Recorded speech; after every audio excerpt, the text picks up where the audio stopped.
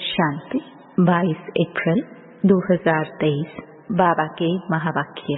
मीठे बच्चे, अपना स्वभाव बहुत ही मीठा और शांत बनाओ।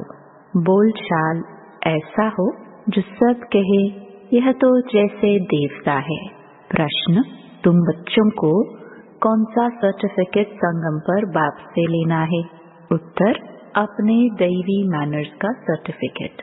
बाप जो श्रृंगार कर रहे हैं, बच्चों की इतनी सेवा कर रहे हैं, तो जरूर उसका रिटर्न देना है। बाप का मददगार बनना है।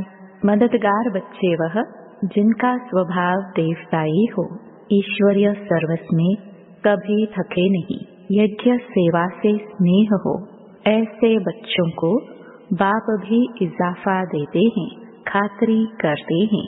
ऐसे सर्विसेबल स्नेही बच्चों को देख देख बाप हर्षित होते हैं। गीत, तुम्हारे बुलाने को जी चाहता है। ओम शांति। भक्तों प्रति भगवानुवाच। जबकि भक्त सम्मुख हैं और भक्त जानते हैं कि भगवान बैठकर हमको ज्ञान के गीत सुनाते हैं व ज्ञान की डांस कराते हैं। अच्छा, इनसे फिर क्या होगा? कहते हैं वह देवताओं मुहाफिक सदा सुखी और हर्षित रहेंगे। भगवान को ही बेहद का बाप व विश्व का रचयिता कहा जाता है। वह है स्वर्ग का रचता। विश्व पहले पहले स्वर्ग है, फिर बाद में नरक बनती है, तो अब है नरक। मनुष्य भक्ति मार्ग में धक्के खाते रहते हैं। भक्त भगवान को याद करते हैं। आत्मा समझती है बाप हमारे लिए स्वर्ग की सौगात ले आएंगे। वही रचयिता है। स्वर्ग का मालिक बनाने लिए आकर राजयोग सिखाते हैं। कहते हैं बाप को और विश्व के मालिक बने को याद करो। जब विश्व का रचयिता बुद्धि में आता है तो समझा जाता है परमपिता परमात्मा नई विश्व रचते हैं। यह विश्व मनुष्य मात्र के रहने का स्थान है। बाप बेहद का मालिक है, तो जरूर बेहद की बड़ी दुनिया ही रचेंगे। कोई छोटा घर तो तुम्हारे लिए नहीं बनाएंगे। वह तो लौकिक बाप बनाते रहते हैं। यह तो नया विश्व बनाते हैं। तुम बच्चों के लिए विश्व घर है, अर्थात पाठ बजाने का स्थान है। तुम जानते हो हम भारतवासी हैं तो घर के हुए ना। अब भारतवासी अपने को हद के मालिक समझते हैं, परंतु भारतवासी बेहद दुनिया के वासी थे। बाप बहुत अच्छी रीति समझाते हैं, परंतु तुम बच्चे घड़ी घड़ी भूल जाते हो, शुक्रिया भी नहीं मानते हो। बेहद का बाप आकर के बेहद का विश्व अथवा घर बनाते हैं, वह है स्वर्ग। ऐसे नहीं, बेहद का नरक रचने वाला बाप है। बाप तो आकर स्वर्ग रचते हैं और उस स्वर्ग का फिर बच्चों को मालिक बनाते हैं। गोया नई दुनिया, नए विश्व का मालिक तुमको बनाते हैं। इस विश्व के मालिक लक्ष्मी नारायण भारत में थे। उस समय और कोई धर्म नहीं था, सिर्फ भारत ही था। बाप कितना अच्छी रीति समझाते हैं, परंतु बच्चों को वह नशा नहीं चढ़ता है। बच्चे हद के नशे में रहते हैं। आत्मा को नशा रहता है ना।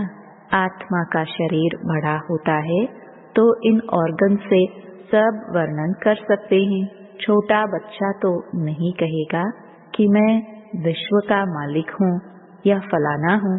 बालिग अवस्था में आने से समझते हैं हम मालिक हैं, तुम कोई छोटे तो नहीं हो, तुम तो बड़े हो।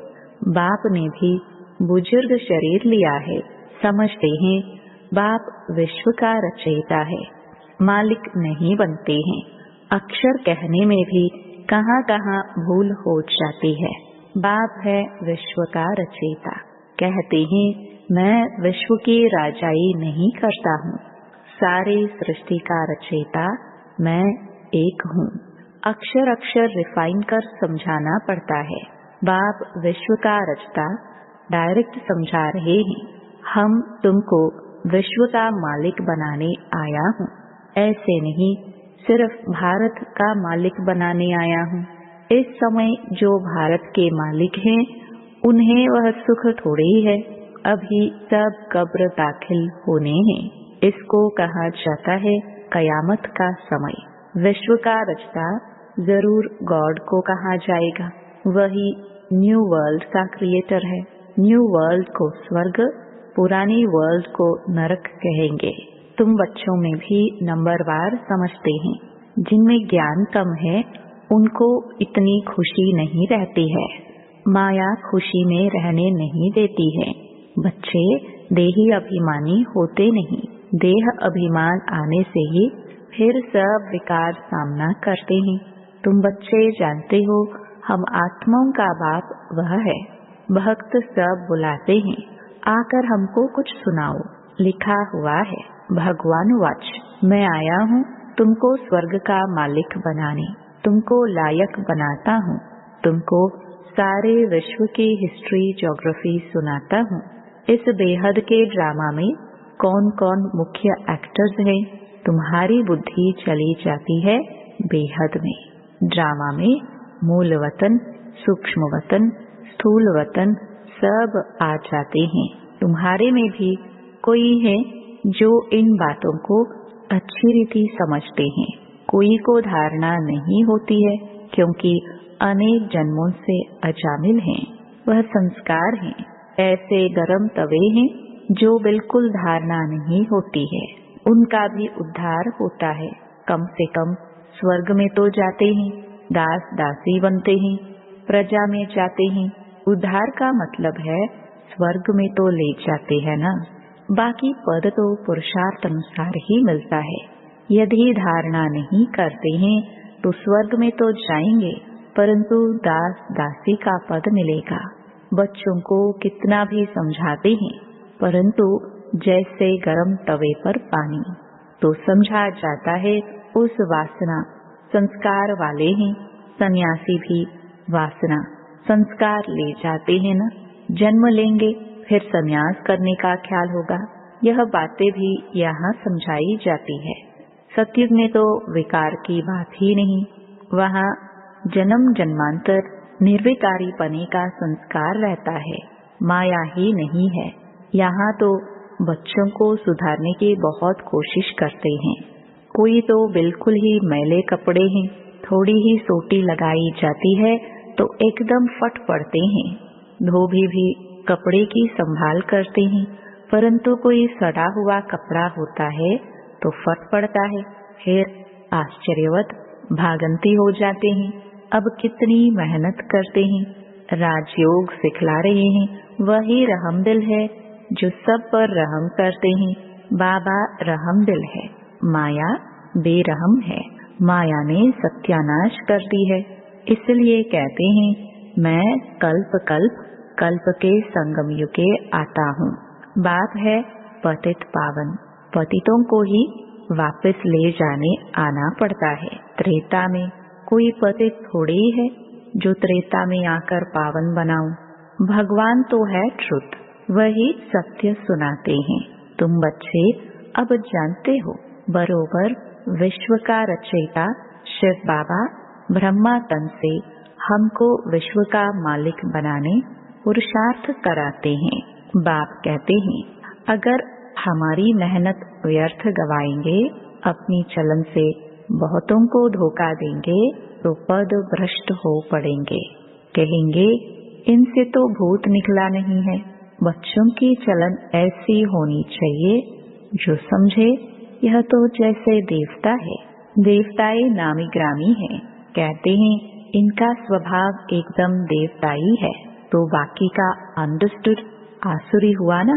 कई बच्चे बड़े फर्स्ट क्लास देवताई गुणवान हैं, बिल्कुल मीठे शांत स्वभाव के हैं। तो ऐसे बच्चों को बाप देख खुश होते हैं। बच्चे समझते हैं बाप हम बच्चों के लिए मकान बनवा रहे हैं, तो हमको भी सेवा करनी चाहिए। तो ऐसे बच्चे बहुत दिल पर चढ़ते हैं। जो बिगर कहने से काम करे वह देवता, कहने से करे वह मनुष्य, कहने से भी न करे तो वह मनुष्य से भी बदतर हुआ। बाबा भी कहते, बच्चे अगर योग में नहीं रहेंगे तो माया की धूल में खत्म हो जाएंगे। बाबा बार बार समझाते हैं, श्रीमत पर चलते रहो, आसुरी कर्तव्य नहीं करो, बोलना चलना बड़ा मीठा रखना है। देवताएं कितने मीठे स्वभाव के हैं, भारत में राज्य करते थे। यथा राजा रानी तथा प्रजा दैवी स्वभाव के थे। बाप आते हैं स्वर्ग का मालिक बनाने, तो बाप के साथ कितना मददगार बनना चाहिए। सर्विस में आपे ही काम में लग जाना चाहिए। ऐसे नहीं मैं थक गया हूँ, फुर्सत नहीं है। समय पर सब काम करने में कल्याण है। यज्ञ सर्विस का इजाफा शिव बाबा देते हैं। यह बाबा करके बाहर से थोड़ी खातरी करेंगे, दिल लेंगे। वह बाबा है बेहद की दिल लेने वाला। यह है हद की दिल लेने वाला। बच्चों की दैवी चलन देखते हैं तो फिर कुर्बान जाते हैं। बिगर कहे जो बच्चे सर्विस में तत्पर रहते हैं उनको कहा जाता है देवता। देवताओं को कुछ कहने की दरकार नहीं होती, वहाँ आसुरी स्वभाव होता नहीं। यहाँ कई बच्चे माता पिता की मत पर नहीं चलते हैं तो अपना ही नुकसान करते हैं। बाप कहते हैं, मैं परमधाम से आता हूँ बच्चों की सेवा में। मेरी मत पर नहीं चल कितने को दुख देते हैं। कल्प पहले भी ऐसे हुआ था। अमृत पीते पीते फिर पथित बन पड़ते हैं। एक कहानी भी है, लक्ष्मी ने अमृत पिलाया तो भी असुर बन गए। तो कभी भी किसको दुख देने का प्रयत्न नहीं करना है, नहीं तो सारा राज्य भाग्य गवाए डंडे खाने लायक बन पड़ेंगे। बाबा ने समझाया है, मैं धर्मराज हूँ। इनडायरेक्ट कुछ करते थे तो हद की अल्पकाल की सजा भोगते थे। अब डायरेक्ट आकर फिर भी बाबा की मेहनत बर्बाद करते हो तो बहुत सजा खानी पड़ेगी। हम तुमको देवता बनाते हैं, माया फिर आकर तुमको असुर बनाती है। बाप बार बार समझाते हैं, दैवी गुण धारण करो। गाया भी हुआ है, राम राज्य में जानवर भी एक दो को प्यार करते थे, इकट्ठे एक तालाब पर जल पीते थे। यहाँ तो अमृत पीकर फिर असुर बन ट्रेटर बन पड़ते हैं। ब्राह्मण कुलभूषणों को फिर तकलीफ देते हैं, उनकी फिर कितनी दुर्गति होती होगी। बाप आते हैं सदगति देने, तो तुम बच्चों को दैवी गुण वाला बनना है, आप ही सर्विस करनी है। बाप भी सर्टिफिकेट देंगे। जो निश्चय बुद्धि अच्छे हैं वह सदैव बाप को याद करते रहेंगे। उनको ख्याल रहता है नाम बदनाम नहीं करेंगे, आसुरी गुण नहीं दिखाएंगे। अभी तो सब नंबरवार पुरुषार्थी है। सिर्फ यह निश्चय रहना चाहिए, हम गॉड फादरली स्टूडेंट्स हैं। भगवान वाच बच्चों प्रति कि मैं तुमको पढ़ाकर राजाओं का राजा बनाता हूँ, तुमको योग और ज्ञान सिखलाता हूँ। तुम देही अभिमानी बनो, मैं तुमको ले जाने के लिए आया हूँ। तुम आत्माएं मच्छरों सदृश्य मेरे को फॉलो करेंगी। बरोबर महाभारत लड़ाई लगी है तो मच्छरों सदृश्य फॉलो किया है पंडे को। बाबा पंडा है, कहते हैं मैं लिबरेट करने आया हूँ। तुम माया के फंदे में बड़े दुखी हो। एक तो गर्भ जेल में जाते हो, दूसरा फिर उस जेल में जाना भी मनुष्यों के लिए बड़ा सहज हो गया है। बड़ी खुशी से जेल में जाते हैं। एक दो को देख भूख हड़ताल आदि भी करने लग पड़ते हैं। अपनी आत्मा को दुख देने लिए क्या क्या करते हैं। इनको आत्मघात कहा जाता है। शरीर तंदुरुस्त है तो आत्मा कहती है मैं सुखी हूँ, तंदुरुस्त नहीं है तो आत्मा कहती है मैं दुखी हूँ। बाप आते हैं सदा सुखी स्वर्ग का मालिक बनाने। विश्व का मालिक कहते हैं मैं नए विश्व का रचयिता हूँ, इसलिए मुझे मालिक कहते हैं, परंतु मैं राज्य नहीं करता हूँ। सब भक्त मुझे पूजते हैं, कहते हैं हे भगवान आओ, आकर हमको इस कलयुगी दुखों से छुड़ाओ, निर्वाण धाम व स्वर्ग धाम में भेज दो। बाप पहले सुख धाम में भेज देते हैं, फिर माया दुख धाम बनाती है। ऐसे यह चक्र फिरता है। बाप कहते हैं बच्चे अब गफलत छोड़ो, माया बहुत अकर्तव्य कार्य कराती है जिससे पद भ्रष्ट हो पड़ेगा। बाप को जान पहचान, उनकी मत पर चलने से तुम श्रेष्ठ बन सकेंगे, नहीं तो बहुत सजाए खाएंगे। जैसे ईश्वर की महिमा अपरम अपार है, वैसे सजा खाने की दुर्दशा भी अपरम अपार है। कयामत का समय है, बाबा सबका हिसाब किताब चुकतो कराते हैं। सजाए खाने वाले इस माला में नहीं आएंगे।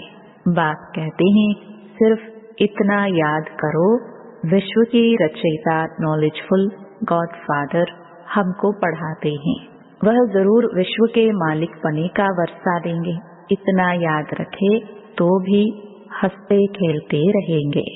अच्छा, मीठे मीठे सिखिलदे बच्चों प्रति माता पिता बाप दादा का याद प्यार और गुड मॉर्निंग।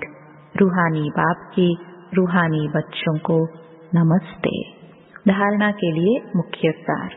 पहला, अपना बोल चाल बहुत मीठा रखना है, कोई आसुरी कर्तव्य नहीं करना है, दैवी मैनर्स धारण करने हैं। दूसरा, बाप की सर्विस में बिगर कहे मददगार बनना है, बाप की मेहनत का रिटर्न अवश्य देना है, गफलत नहीं करनी है। वरदान, बुद्धि रूपी विमान द्वारा सेकंड में तीनों लोकों का सैर करने वाले सहज योगी भव। बाप दादा बच्चों को निमंत्रण देते हैं कि बच्चे संकल्प का स्विच ऑन करो और वतन में पहुंचकर सूर्य की किरणें लो, चंद्रमा की चांदनी भी लो, पिकनिक भी करो और खेल कूद भी करो। इसके लिए सिर्फ बुद्धि रूपी विमान में डबल रिफाइन पेट्रोल की आवश्यकता है। डबल रिफाइन अर्थात एक निराकारी निश्चय का नशा कि मैं आत्मा हूँ, बाप का बच्चा हूँ। दूसरा, साकार रूप में सर्व संबंधों का नशा। यह नशा और खुशी सहज योगी भी बना देंगी और तीनों लोकों का सैर भी करते रहेंगे। स्लोगन, श्रेष्ठ कर्म का ज्ञान ही श्रेष्ठ भाग्य की लकीर खींचने का कलम है। ओम शांति।